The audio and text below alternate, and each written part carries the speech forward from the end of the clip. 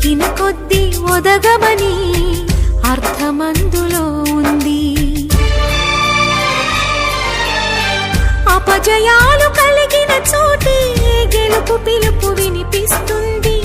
ఆకులన్నీ రాలిన చోటే కొత్త చిగురు కనిపిస్తుంది.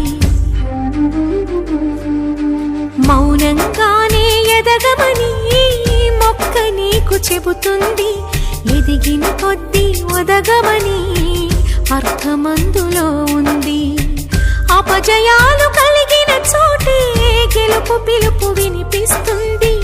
ఆకులన్నీ రాలిన చోటే కొత్త చిగురు కనిపిస్తుంది.